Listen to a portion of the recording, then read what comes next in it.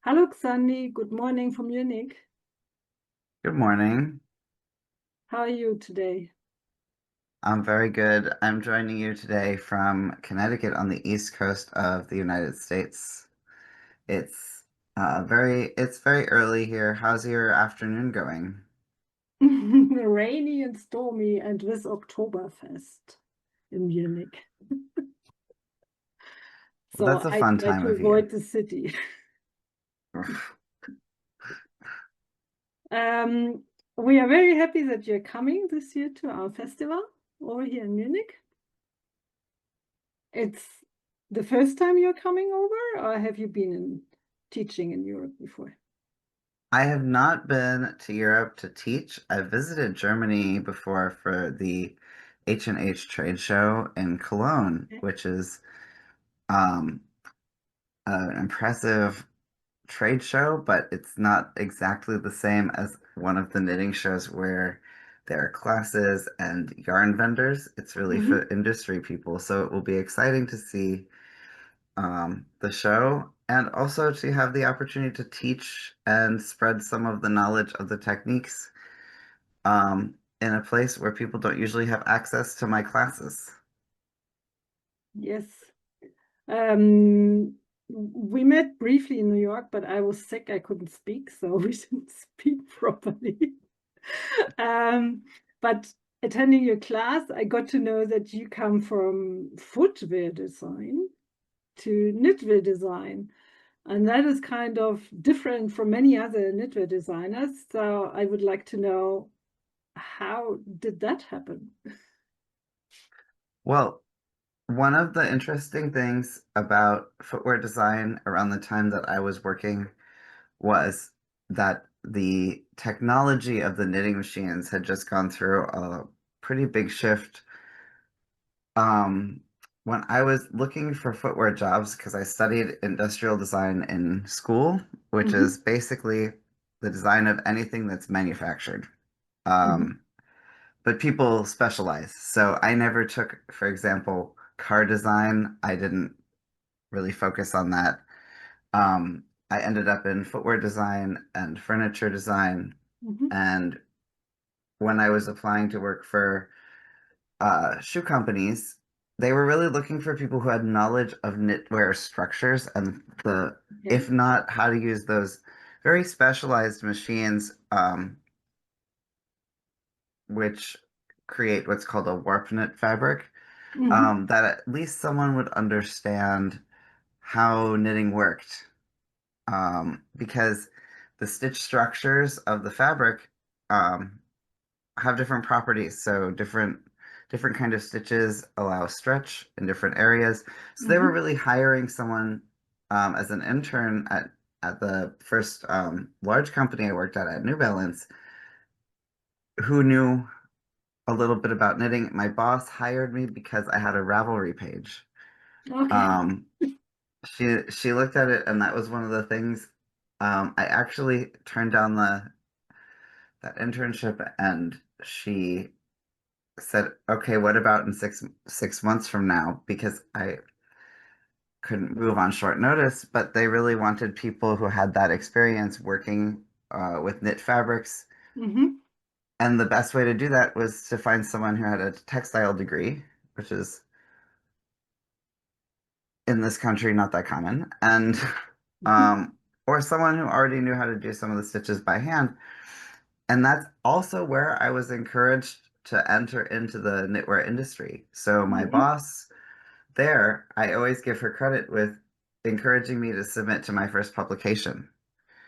And they Okay. had me teaching employees to knit at lunch hour, um, so that they would understand the structures of knitting.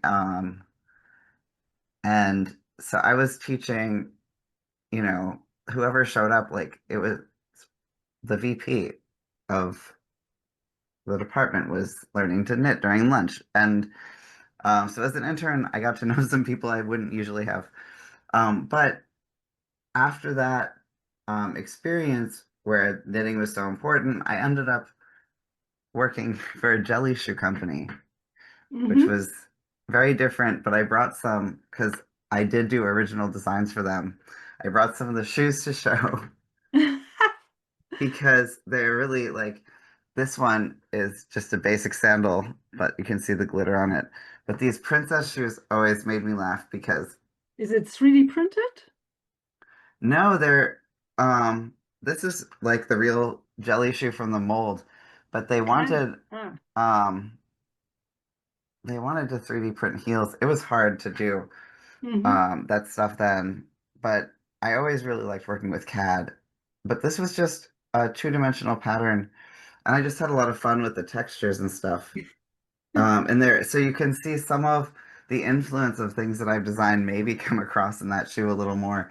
They gave me full creative freedom at that company. It's still, I hope I didn't show the brand too much. They might still be around. I doubt it. But um, they gave me full creative freedom on that one shoe. And so Nice. that's where I went with it. It was very fancy, kind of princess shoe, but it's fun. Um, and I think one of the things that I always liked was making complex patterns Mm-hmm. and motifs. So you can see a little bit of that in my knits. Okay, if we look behind you, we see already a little sample of the stack stitches, what you are so famous for since many years. Yeah. Yes, this piece. And Um, that is the workshops you will teach with us. So tell us a little bit about the technique and what participants will take from these workshops with you home. so the stack stitch technique was directly inspired by my time working as a footwear designer. When I was working Interesting. in, yeah, it because I'll tell you what was one of the most amazing things about working for a large corporation that does Mm-hmm. footwear. I know, I'll say, one of the New Balance is a pretty big company here. Mm-hmm. But at any office, I had a friend who was at Adidas, Reebok, Converse. You have access at these large companies to a materials library. So they Mm-hmm. get from all their factories, they get like hundreds of fabrics. We had a book that was all woven labels. And when I was at New Balance, they actually produced a shoe that was made of labels. It was just like the fabric. It was so interesting because the book of woven labels on the cover, Mm-hmm. there was an image of a um, impressionist painting Mm-hmm. woven into a label with like 100 colors of thread. Wow. Yeah. And so you could see like all the things that these factories could produce. And Mm-hmm. one of the fabrics that was really interesting to me was this fabric called a warp knit. Mm-hmm. Um, and these warp knit fabrics are not produced like how we hand knit. When we hand knit in production knitting, you sometimes hear it called weft knit. So weft in weaving is like the thread across, and warp is the Mm-hmm. vertical. Yeah. Um, warp knitting is the technique that companies like Missoni use. So there are Mm-hmm. lots of uses of warp knitting, but one of the uses is color and stripes that have a really zigzaggy look. Yeah. So when you see those Missoni fabrics, um, those are coming off of a machine that's knitting in a very different way than we would knit by hand. So Mm-hmm. when I was looking at those fabrics, I was interested in maybe replicating those. And so I started, um, well, I was also interested in maybe getting another degree in textile design in order to work with those machines. So I decided, well, if I'm going to go to school, because I was interested in going to school in Europe at like in England or somewhere, Mm-hmm. and I needed a kind of impressive portfolio. Okay. They don't accept many international students, but Mm-hmm. I didn't machine knit very well. My boss at New Balance again encouraged me. She gave me a knitting machine and I've used it a little bit, but um, not portfolio level stuff. So I decided maybe if I can hand knit one of these warp knit fabrics, and Mm-hmm. imitate that look in hand knitting, it'll show that I can innovate. They can teach me how to use the machines, Okay. right? Yeah. Um, so I started to sit down and I was looking at mimicking the look of these zigzaggy fabrics. So Uh-huh. in my sketchbook here, you'll see a few things if I just turn to the pages of where I was working on this. Um, and it shows the period of time that things were going on. For me, a bunch of shoes and then interspersed uh, some drawings of some pointy knitting. So I'll change my camera. So there are some pictures of the pattern I was trying to make. I Uh-huh. already knew you can see this fox paw motif coming Yeah. up. Yeah. I was already working on that. And you can see here, I was trying to figure out how to make those points happen. Uh-huh. And in knitting, chevrons are made with an increase to make the mountain and a decrease to make the valley. Mm-hmm. Mm-hmm. So I tried increasing, you can see it says 8 up there. I was trying to increase 8 stitches at once Mm-hmm. to make a point, but they were making, at this point, still making like clumps of stitches because I hadn't figured out how to make the point yet. Yeah. So here you can see a bunch of the different iterations of stitch that I was working on after I had some failures trying to make big increases and they were turning out like clumps. I went back to the basics and started with a chevron motif Mm-hmm. and I started to develop my stitches from there. So I actually have my swatches that I was working on. And you can see I knew I could draw the fox paw Mm-hmm. that I was trying to make, but I had to start with something much simpler, just a chevron and then going into a wave pattern. Yeah. So this was like day number 1 of trying to Yeah. figure this out Yeah. was clumps and then figuring out that if you wanted the stitches to get tall, you could Mm-hmm. do a special type of stitch because if you just expand, let's say, I think this goes from 1 stitch up to 11. If you just make 10 stitches into 1 stitch, it's a like a bobble almost, Mm-hmm. Mm-hmm. Mm-hmm. a tight clump. Yeah. But if you want those stitches to get taller, Yeah. um, you could do something to do that so that they can stretch upwards. And so instead of increasing, you know, 1 stitch plus 10, I did 1 stitch plus 2. Mm-hmm. And then you slip some stitches back, rearrange them on your needles so that they're ready to knit again. And then plus 2, plus 2, plus 2, piling up on top of each other. So a bunch of smaller double increases. Um, and then they are allowed to stretch up and they can uh, create more extreme waves in the fabric. And Okay. once I could figure that out, then I was able to move on. So you can Mm-hmm. see in the picture, basic, adding a little bit, adding another step here. You can Okay. see building up, and then that would be the next step. So then I was able to develop this, and you can already see the fox paw coming in.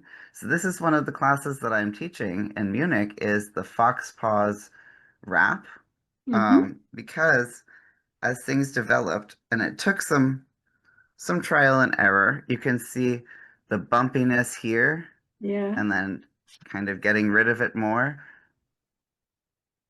But stockinette stitch here still had some bumps. I wasn't happy with that.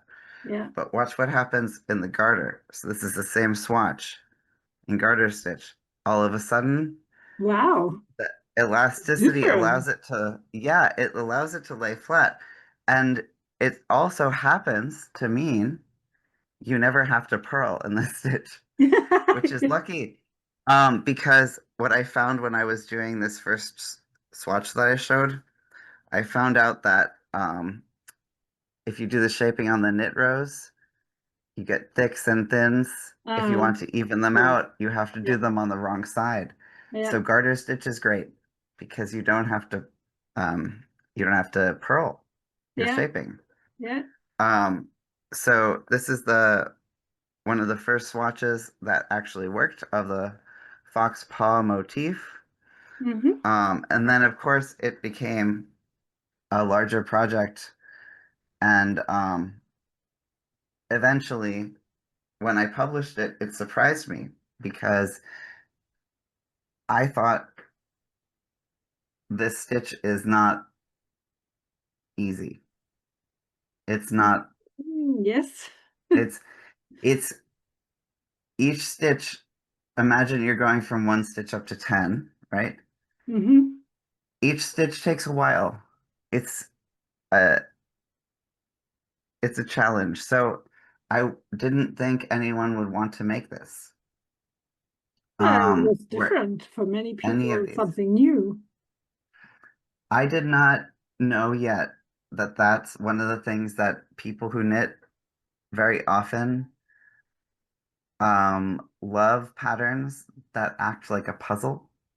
Mm-hmm. So they solve the puzzle of the pattern. And so when I published, I started with I think a group of 6 designs. Mm-hmm. The first one was just a stacked stitch on an edge. So it was like this. If you put the stacked stitches Ah, yeah, I've at the seen edge this. of Yeah. your work, Yeah. you get a wavy line. Uh-huh. So it was easy because if you get one wrong, it doesn't matter. You're Yeah. binding off next. Mm-hmm. And then I did a pattern just like I worked up to my own more complex patterns. I did a pattern that used this motif um, because I thought, well, that's the next hardest thing. And then finally, after publishing those, I finally published the Fox Paw pattern. And by that time, I had some YouTube video tutorials up. And I also have some little free patterns for a star-shaped Mm-hmm. little ornament Yeah. and a leaf shape, which are free for people so that you can try the stitches because I was concerned that no one would believe me it worked. Um, and And how at many first I people did get, did believe in the end? well, I got a lot of questions at first. The first couple of years of having this new technique out to the public, I got, I don't get emails like this anymore, but I got a lot of emails saying it's just not working because when you're working these stitches, when you're going across a row, before before you get to the next row where you decrease, they look terrible. They don't look Okay. good. And so a lot of people could do it and didn't believe that they had done it right. A lot of Mhm. people struggled with it because it was new to them and maybe they'd not seen something like that and they didn't expect the pattern to be that new and so they didn't learn the stitches and Mhm. um, I got a lot of emails from people who were extremely knowledgeable and experienced saying Mhm. I'm struggling with this because I think sometimes experts haven't learned something new in a while. They They're want out to of do it practice. like they used to. Is it? Okay. They expect it to be familiar. And Mhm. so um, I I encountered a lot of people who expected this to be easy and intuitive, and it's easy once you know what you're doing. Mhm. It's just complex. Mhm. It's got many steps, but if you know what steps you need to take, it's pretty easy. Yeah. And intuitive, it's not it's not intuitive, but when you learn what you need to do, it becomes something that is almost like a new vocabulary in your knitting. Mhm. And you can start to see how all the stitches connect. One of the hardest parts, I think, for people when I first started this, um, especially actually the reaction that I got from German customers, what I got 2 reactions. usually simultaneous reactions from German customers, which was um, actually one of the most exciting parts of publishing was that the Fox Paws pattern became popular around the world. Yeah. And my German customers love charts. And the stitches don't chart nicely into a grid. So I got a lot of customers who were asking for charts or asking for um, a visual representation Ah, okay, I of the understand. stitches Yeah. to help. And that took a while to figure out. Now, if you take the class with me, we use something called a stitch map, and I'm just Mm-hmm. working these into some of my newer patterns.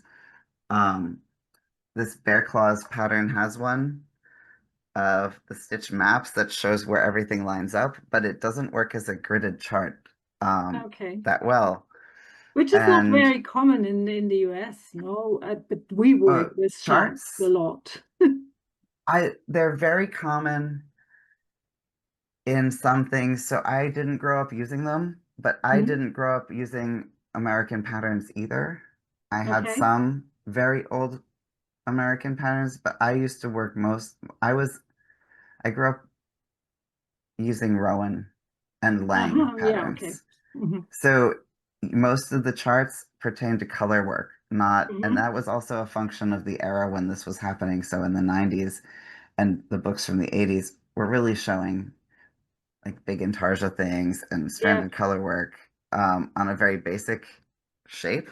Hmm. And that's what I knew of charts. I didn't know of the stitch patterns as well. Um, and depending on the pattern, I always try to put a chart in there. I think they're not quite as popular in the United States as they are in Germany, Hmm. but they are still extremely popular. And I also don't publish patterns without a written component as well because they Hmm. both are helpful. Yeah, right. Um, but in terms of the stacked stitches, one of the harder parts is that if you have a stitch count, imagine, so this is the most basic stitch. This is what we learn in the stacked stitch introduction class, how to Okay. do an increase and a decrease next to it Uh-huh. in filling in to make this color work. Yeah. And if you look at the back, there are no strands there. It's just a very wavy line. Yeah. Um, so one of the hardest parts is that each of these little repeats, it starts out 4 stitches from here to there's a 4 stitch multiple.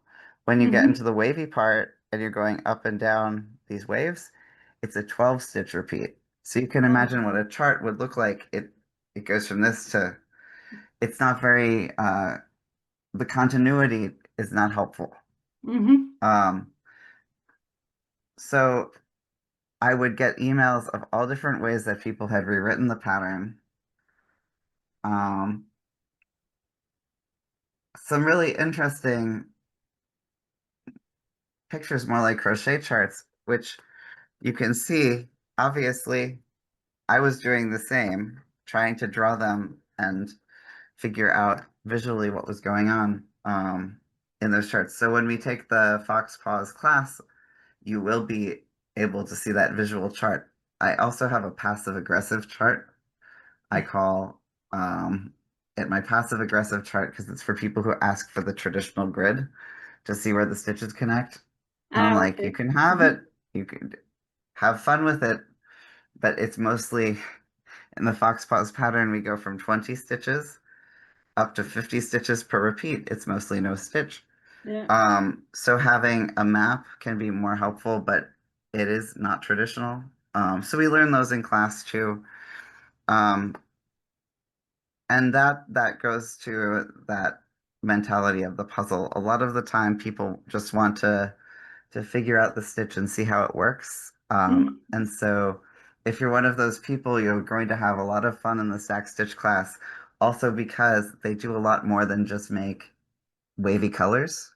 Hmm. Um, in this case, I was going for the look of these. wavy lines on my first attempts, and you can see one color's worked at a time. So Yeah, the stripe goes all the way across. And I yeah, think you can even see over zoom how much light is coming through the background. yeah, yeah. It's And visible.